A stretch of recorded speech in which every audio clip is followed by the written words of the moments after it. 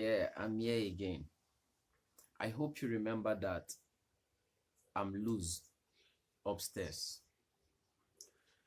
It's so disappointing that in the world we live today, people live with these feelings and believe that they owe God some kind of special thanksgiving for life. I mean, thanksgiving for living. If you still fall under that category, I need to tell you that you've got to check yourself. You've got to ask yourself if you are actually living for God's will, or you are living and carrying out your own will, or you are trying to make up with these two. Before I go into this discourse, I want to use my case for as an instance. My mom and dad came together to agree that they needed a child. That was outside my own consent. And they went to some confined and did some assignments and had a child. They agreed they needed this child to become a doctor in the future. Now they were nurturing me, giving me food, providing my need for me. I grew up. They took me to school, the school they wanted, and were paying my bills, providing for me. Upon graduation from college, I needed to get into institution, and they told me, son, we needed you to study medicine. I agreed to them without arguments, got into school, and they were paying my bills, making me feel okay. I don't think I owe them any thanks. Not until the second year, I felt I was no longer comfortable with the medicine of a thing and took some change of course thing, changed my course, and got back home, told them, mom, dad, I don't think I'm comfortable any longer with medicine. I'm switching to law. And they never disapproved my interest. Rather, they still choose to keep sponsoring me, paying my school fee, and giving me all I needed to run the profession. Now, I think I owe them some thanksgiving because they are providing some necessities for me which I could not provide for myself. To run my own race, to pursue my own will. Then I owe them thanksgiving for that. Okay, now,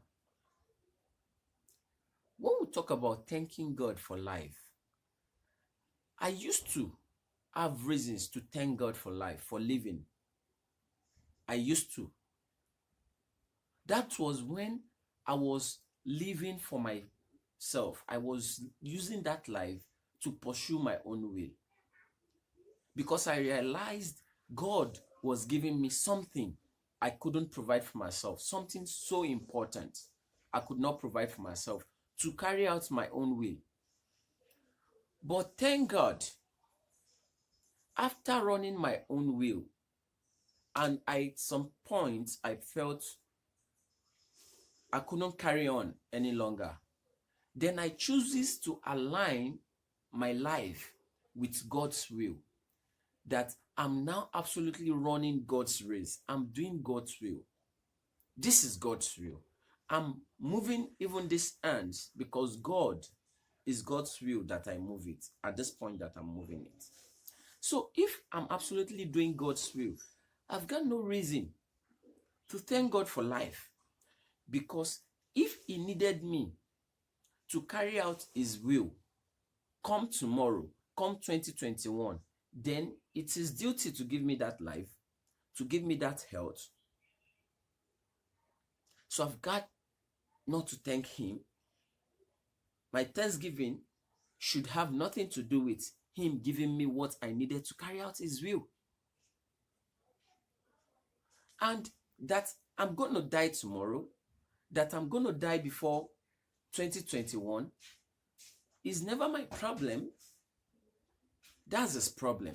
Because if He needs me to fulfill some assignments until then or beyond then, oh God damn it, He's got to give me the life So if you still felt you are still in that category that says that God is doing you a favor by giving you breath, by giving you life, trust me, is either you are using the life to run your own race, or you don't know what your rights are.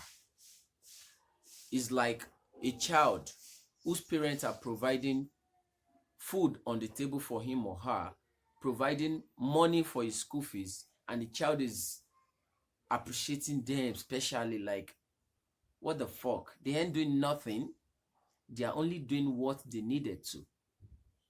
So if you know your rights and you are running God's race, you are carrying out God's will with what is given you, then you will know thanking him for life is just like you are joking.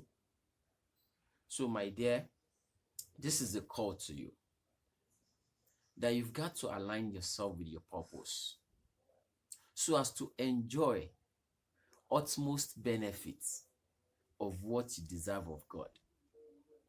And this is to you parents too, or couple who are just married there, that are bringing child to the world.